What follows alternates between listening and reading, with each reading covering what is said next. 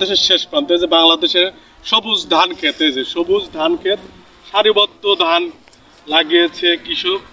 বাংলাদেশের ধান, এটি বাংলাদেশ ভারতের বর্ডার। এখানে পিলার, এটি কিন্তু সেই ব্রিটিশ আমলের পিলার, এই ভারতের পিলার।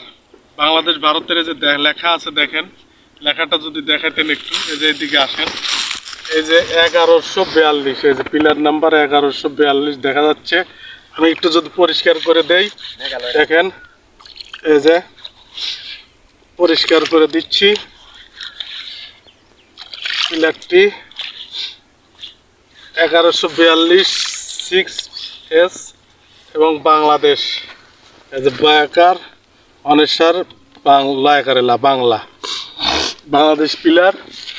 এই যে আমি এই সাইডে আবার দেখাচ্ছি, এই যে দেখেন ইন্ডিয়ার পিলার, এই যে ইন্ডিয়ার পিলার।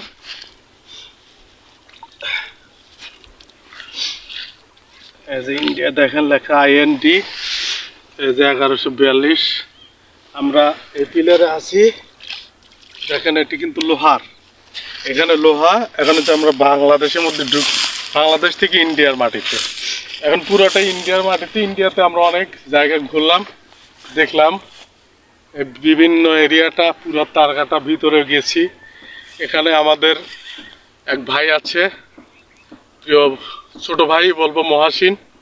তার সাথে আমরা একটু আপনাদেরকে যদি দেখাই, এই যে মহাসিন ভাই